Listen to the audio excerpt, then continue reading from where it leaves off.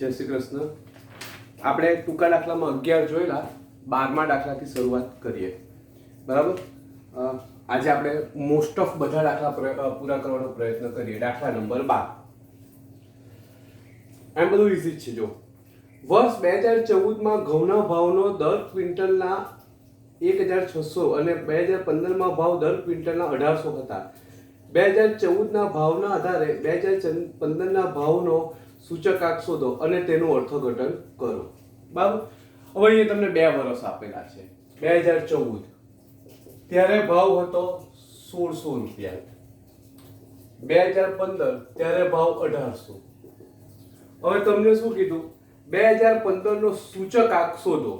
સૂચકાંક એટલે આપણને ખબર, સૂચકાંક બરાબર ચાલુ વર્ષનો ભાવ છેદમાં આધાર વર્ષનો ભાવ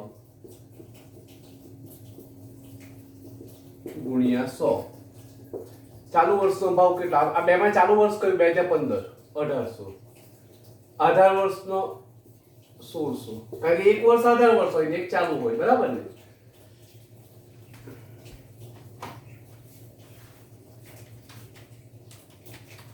અઢારસો ભાગ્યા 16 112.5 112.5 બરાબર છે. ચાલો હવે બીજું અર્થઘટન કરવા કીધું. અર્થઘટન એટલે કઈ નહીં, અર્થઘટનમાં આપણે ખાલી વધારો થાય. શું વધારો? કેટલો વધારો? આધાર વર્ષ તો 100 હોય ને પછી 112.5 થાય તો વધારો કેટલો? 12.5. એટલે અર્થઘટનમાં 2014ની સરખામણીમાં 2015માં ભાવ 12.5% વધ્યો. પતી ગયો દાખલો. ચાલુ વર્ષનો ભાવ છેદમાં આધાર વર્ષનો ભાવ. પડી સમજ? ચાલો સ્ક્રીનશોટ કરી દેવાનો, બરાબર? એટલે સરળતા રહે. આગળ એક કામદારની વર્ષ 2015માં માસિક સરેરાશ આવક 16,000 હતી. વર્ષ 2016માં વધીને 20,000 થઈ. તો વર્ષ 2015ની સરખામણીમાં 2016માં આવકનો સૂચકાંક શોધી અર્થઘટન કરો. આવકનો સૂચકાંક શોધવાનો એટલે સેમ વસ્તુ છે. ચાલુ વર્ષનો સૂચકાંક ભાગ્યા ચાલુ વર્ષનો આવક ભાગ્યા આધાર વર્ષની આવક છેદમાં ગુણ્યા 100. એટલે 20,000 ભાગ્યા 16,000 ગુણ્યા 100. એટલે તમને સેમ દાખલો છે, એટલે નથી કરાવતો, તમે ગણી કાઢજો. સેમ દાખલો છે. 14મો જો વર્ષ 2015માં એક વસ્તુનું ઉત્પાદન આધાર વર્ષના ઉત્પાદનથી 3 ગણું વધ્યું. તો વર્ષ 2015ના ઉત્પાદનનો સૂચકાંક શોધો. બરાબર. 3 ગણું વધેલું છે. આધાર વર્ષથી 2015માં કેટલું વધ્યું? 3 ગણું. તો સૂચકાંક કેટલો થાય? આ તો નલ્લા પોયરાને આવડી જાય તેવું. કેમ? જો આધાર વર્ષનો સૂચકાંક કેટલો? હા, સૂચકાંક કીધો ને. આધાર વર્ષનું ઉત્પાદન, સોરી, ઉત્પાદન 100 હોય. 3 ગણું વધ્યું, વત્તા 3 ગણું. 3 ગણું વધે એટલે 100 ના 3 ગણા. 100 ગુણ્યા 3 એટલે કેટલા? 300 વધ્યા ને. એટલે 100 વત્તા 300 એટલે કેટલા? 400. વર્ષ 2015 નું ઉત્પાદન. સવાલ જ નિમલે. આધાર વર્ષથી 3 ગણું વધ્યું એટલે ગુણ્યા 3 કરે એટલે કેટલા વધ્યા? 300 વધ્યા. તો આધાર વર્ષનો 100 વત્તા વધેલા 300 એટલે કેટલા થઈ ગયા? 400. પડી સમજ? જોરદાર. ચાલો આગળ.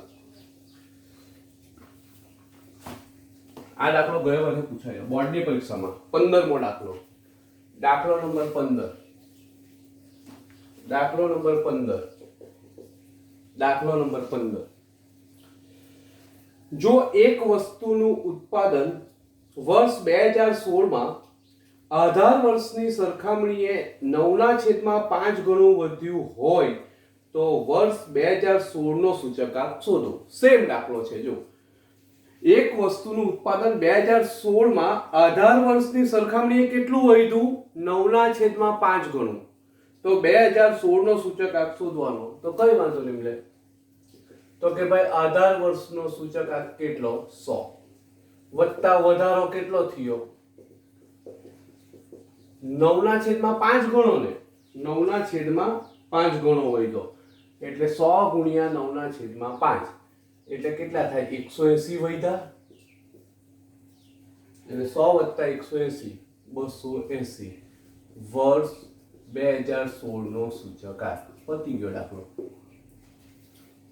બે માર્કમાં પોયરાઓ આવે આ બધું. 15મો દાખલો હતો એ.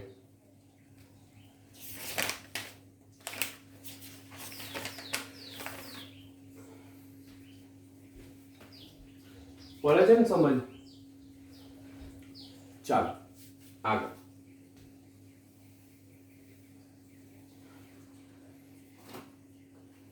સોળમો દાખલો ભયંકર આઈએમપી ની પૂછાય તો લખી આવવાનો કે કેમ નહીં પૂછેલો?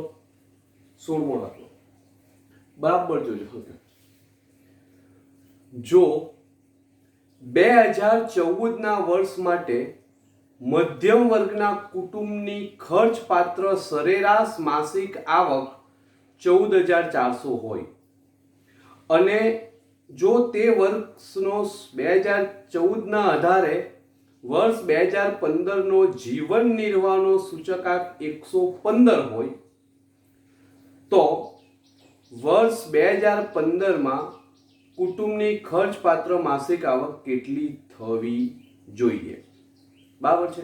જોજો એ લોકોની આવક વર્ષ 2014 માં કેટલી આવક થતી છે? 14,400. બરાબર છે. તો તમને એમ પૂછ્યું કે તમને એવું કીધું કે 2015 નો સૂચકાંક પાછો કેટલો થયો? 115. તો ત્યારે આવક કેટલી થાય? તો તદ્દન દેશી વાત છે. જો એ વર્ષ 2014 ને વર્ષ 2015 આ 18 વર્ષ છે અને આ કયું વર્ષ છે? ચાલુ વર્ષ. ચાલો હવે 18 વર્ષ હોય તો 18 વર્ષનો સૂચકાંક કેટલો? 100. હવે તમને પૂછેલું હું તે જો કે 2014 ના આધારે વર્ષ 2015 નો સૂચકાંક 115 થાય ત્યારે આવક કેટલી થવી જોઈએ? એટલે આ કેટલો થયો? સૂચકાંક 115. ત્યારે આપણે આવક શોધવાની છે. બરાબર છે. તમને એટલું કહી દઉં કે આવક કે ખર્ચ સૂચકાંક પર આધાર રાખે.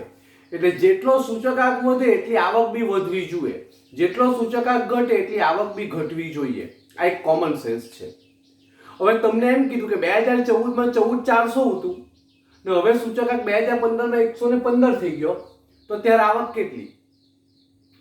સિમ્પલ વસ્તુ છે કે 2014 માં સૂચકાંક કેટલો હતો? 100. એટલે આપણે પોઝ માણી શકીએ ને 100 સૂચકાંકે 14,400 આવક. આપણો સૂચકાંક કેટલો 2015 નો? 115 સૂચકાંકે કેટલી આવક? એટલે 115 ગુણ્યા 14,400.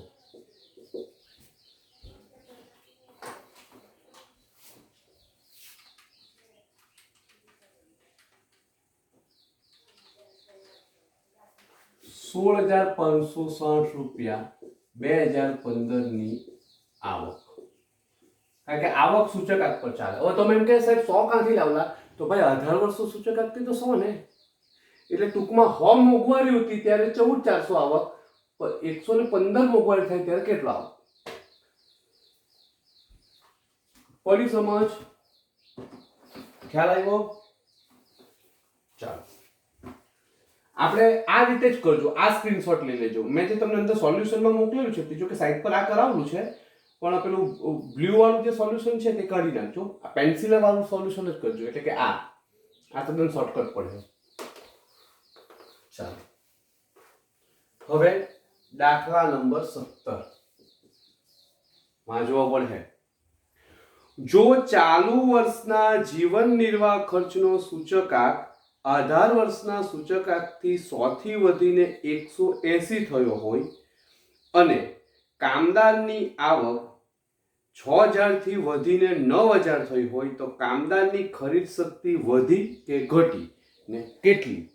બરાબર છે. ચાલો હવે બે વાત છે, સૂચક આંક ને તેની સામે આવક. સૂચકાંક 100 હતો ત્યારે આવક કેટલી? 6000. હવે સૂચકાંક એમ કહે કે 180 થયો ને આવક કેટલી થઈ? 9000. તો પહેલા આપણને એમ પૂછે કે ખરીદ શક્તિ વધી કે ઘટી? તો કોઈ એમ કહે છે ઉત્સાહમાં, સાહેબ ખરીદ શક્તિ વધી જ ને, કારણ કે જો ની 6000 રૂપિયા કમાતો હતો, હવે 9000 કમાતો થયો, તો 3000 ની ખરીદ શક્તિ વધી ને. અરે ભગવાન, પપ્પાનો પગાર વધે એટલે કઈ ખરીદ શક્તિ નહીં વધી જાય, તેવી મોંઘવારી હો વધે કે નહીં? એટલે પહેલા જોવું નહીં કે તેની અમે મોંઘવારી હો કેટલી વધી. 100 થી મોંઘવારી કેટલા પર જતી રહી? 180 પર. એટલે પહેલી વાત તો તે કે આપણને એટલું ખબર પડે, આ 1000, આ ચાલુ વર્ષ. આપ જો એટલી વાત છે કે આવક વધી, ખરીદ શક્તિ વધી કે ઘટી? ખરીદ શક્તિ એટલે ખરીદવાની તાકાત. વધી કે ઘટી એ તો ત્યારે ખબર પડે કે જે તમારી પાસે પૈસા કેટલા વધ્યા તે, આવક કેટલી વધી તે પરથી ખબર પડે. પણ આવકની સામે એટલી મોંઘવારી બી વધે. તો પહેલા તો આપણે એ ચકાસી લેવું જોઈએ કે જેટલી મોંઘવારી વધી એટલી આવક વધેલી છે કે નહીં. બરાબર છે? તો જ આપણને ખબર પડે. એટલે સૂચકાંકના સંદર્ભમાં પહેલા આવક ચકાસવી પડે. સૂચકાંકના સંદર્ભમાં પહેલા આપણે આવક ચકાસવી પડે. બરાબર? ચાલો જો, તો એક દેશી ભાષામાં સૂચકાંક 100 હતો ત્યારે આવક 6000. તો એકચ્યુઅલી સૂચકાંક પ્રમાણે કેટલી આવક થવી જોઈએ? એમ તો 9000 થતી છે આપણને ખબર છે, પણ મોંઘવારી પ્રમાણે કેટલી થવી જોઈએ તે પહેલા ચેક કરીએ, પછી આપણને ખબર પડે કે વધેલી કહેવાય કે ઘટેલી કહેવાય. એટલે આપણે જોઈએ સૂચકાંક મુજબ મળવા પાત્ર આવક. તો દેશી ભાષામાં 100 સૂચકાંક હોય ત્યારે 6000 આવક, તો 180 સૂચકાંક હોય ત્યારે કેટલી આવક થવી જાય? એટલે 180 ભાગ્યા 100 ગુણ્યા 6000.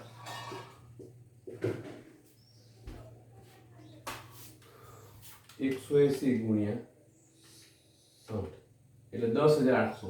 10800 સૂચકાંક મુજબ મળવા પાત્ર આવક. સૂચકાંક પ્રમાણે 10800 આવક થવી જોઈએ. મોંઘવારી પ્રમાણે એનો પગાર કેટલો થવો જોઈએ? 10800. તો કેટલો થતો છે? 9000. તો જો ખરીદ શક્તિ વધી કે ઘટી? ઘટેલી ને. બાકી નહીં તો તમે એમ કહે કે 6000 ઉતાનો 9000, 3000 વધ્યા, ચાલો લખી દેવ. એવું નહીં આવે ભાઈ, તમારે તેટલી મોંઘવારી બી વધલી છે.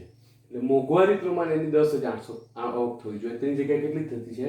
9000. બરાબર? એટલે તમારે લખવાનું ખર્ચ પાત્ર આવક ઘટી, બરાબર, અથવા ઘટાડો.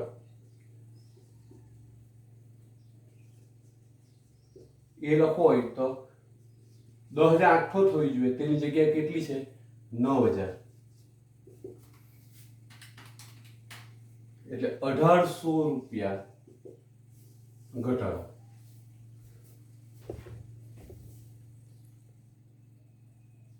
પડી સમજ? આ સ્ક્રીનશોટ પાડને લખી દેજો, પેલું માં ન ઉતરતા. 17.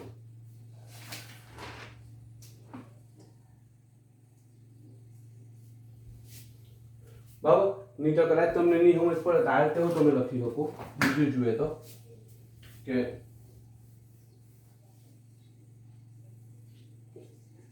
મળવા પાત્ર આવક 10800 હોવી જોઈએ, તેની જગ્યાએ 9000 આવક મળે છે, માટે ખરીદ શક્તિ ઘટે છે. કેટલી? 10800 માઇનસ 9000 એટલે 1800 રૂપિયા પડે કે?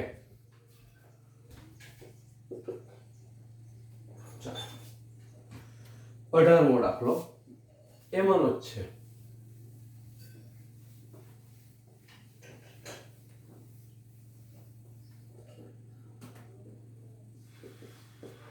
કાલે જ્યાંક રવિવારની રજા ભોગવી, બહુ થાક લાગતો હતો તો તો ચાર્જર કરે થોડોક આરામ કરીએ. બહુ માનવી સામાજિક પ્રાણી છે, એને આરામની જરૂરિયાત હોય છે. 18મો દાખલો IMP. એક સમયગાળા દરમિયાન જીવન નિર્વાહ ખર્ચનો સૂચકાંક 280 થી વધીને 340 થયો. વેતન 13,500 થી વધીને 14,750 થયું. તો કામદારને ફાયદો થયો કે નુકસાન, ને કેટલું? બરાબર, આવો પેલા જેવી વાત છે. સૂચકાંક ને આવક. સૂચકાંક 280 ને પછી 340 થયો. આવક 13,500 ને પછી 14,750 થઈ. તો પહેલું તમને એમ પૂછ્યું કે ફાયદો થયો કે નુકસાન. અમુક અરગેલા તો એમ કહે છે કે સાહેબ ફાયદો જ થયો ને, જો ને 13,500 પગાર હતો 14,750 થઈ ગયો એટલે 12,50 વધી ગયો એટલે ફાયદો થયો, લખી દો. એવું નથી. જેટલો પગાર વધ્યો ને એ હિસાબે પાછી મોંઘવારી બી વધલી છે. એટલે આપણે તે પહેલા જોવું પડે કે મોંઘવારીના સંદર્ભમાં એને કેટલો પગાર મળવો જોઈએ. કારણ કે મોંઘવારીના સંદર્ભમાં પગાર મળે તો જ ફાયદો કે નુકસાન ખબર પડે. કારણ કે એકલો પગાર નથી વધ્યો, તેની અમે મોંઘવારી બી વધેલી છે. એટલે પહેલા આપણે મોંઘવારીના સંદર્ભમાં એટલે કે સૂચકાંકના સંદર્ભમાં કેટલો પગાર મળવો જોઈએ તે જોઈ લઈએ. સૂચકાંકના હિસાબે મળવા પાત્ર પગાર અથવા વેતન પૂછે તો દેશી ભાષામાં 280 સૂચકાંક હોય ત્યારે 13,500 વેતન. તો સૂચકાંક કેટલો થાય? 340 સૂચકાંક હોય ત્યારે કેટલું વેતન? એટલે 340/280 ગુણ્યા 13,500.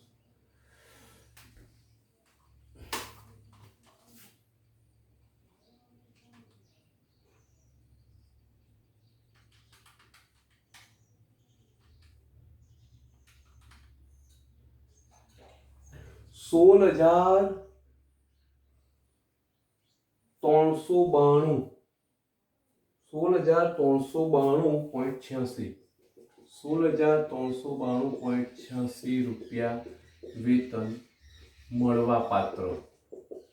એને કેટલા રૂપિયા મળવા જોઈએ? 16,392. પણ મળતા કેટલા છે? 14,750. એટલે ભાઈને તો નુકસાન ગયું. હા ને, જોઈ કે મળવા પાત્ર વેતન 16,392.86 ને ખરેખર મળતું વેતન 14,750. માટે નુકસાન કેટલું જવાનું? 16,392.86 માઇનસ 14,750.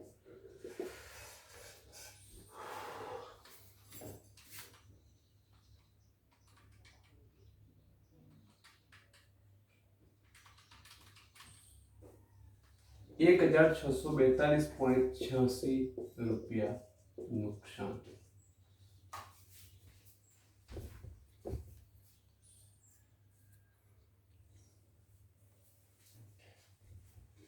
આટલું નુકસાન છે.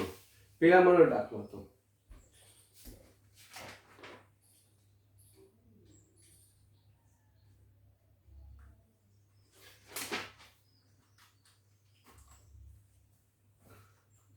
ઓગણીસમો દાખલો, ભયંકર IMP. હું તમને કેમ ને બીટની આખી હાથબાજી માર્કેટ મારીને વાત કરું કે આ દાખલો પૂછાય તેવો તમારે કાળજી રાખવી પડશે. પછી કહેતા નહીં કે સાહેબ કેટલો નહીં. બોર્ડની પરીક્ષાની વાત કરું. 19મો દાખલો, ભયંકર IMP. વર્ષ 2015 અને વર્ષ 2016ના જથ્થાબંધ ભાવના સૂચકાંક અનુક્રમે 150.2 અને 165.7 મળ્યો. આ બંને વર્ષના સૂચકાંકનો ઉપયોગ કરી ફુગાવાનો દર શોધો. આનો દર શોધવાનો? ફુગાવાનો. તો કઈ નહીં, ફુગાવાના દરનું સૂત્ર જ આપેલું છે. ફુગાવાનો દર બરાબર ચાલુ વર્ષનો સુવાક માઇનસ અગાઉના વર્ષનો સુવાક છેદમાં અગાઉના વર્ષનો સુવાક ગુણ્યા 100. ચાલો મિત્રો, ચાલુ વર્ષનો સૂચકાંક. ચાલુ વર્ષનો સૂચકાંક જો 2015 ને 2016 આપલા હતા. 2016 એ ચાલુ વર્ષ કહેવાય ને. 165.7 માઇનસ અગાઉનો એટલે 2015 નો 150.2 છેદમાં અગાઉનો એટલે 150.2. આપણે ઉડાડી ન દેતા, નહીં તો ખોટો પાડે.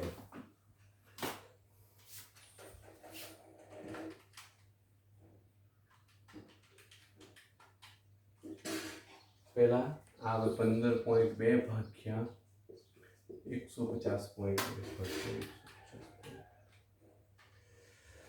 0.10 ગુણ્યા 100 કરવાના એટલે 10%. ફુગાવાનો દર 10%, એટલે 10.31 છે. આ રીતે લખી દે તો ચાલે. 10.32%. બરાબર. એટલે તમારે લખવાનું કે 10.32% ભાવનો વધારો થયો. આવી રીતે લખી દેવાનું. 20મો દાખલો સેમ છે ને 21મો દાખલો હોમવર્કમાં. 20મો સેમ છે એટલે ગણવાનો. પહેલા ચેપ્ટરના ટૂંકા દાખલા પૂરા થયા. બરાબર. નહીં સમજ પડી તો આ વિડીયો 2-3 વાર જોજો. ને સાંજ સુધીમાં જો તો ફોન કરજો. કાલે ચેપ્ટર 2 જોઈ લેજો. ચેપ્ટર 2ના ટૂંકા દાખલા કરાવી દેશે. જય શ્રી કૃષ્ણ. પરીક્ષાની તૈયારી કરજો ભાઈ.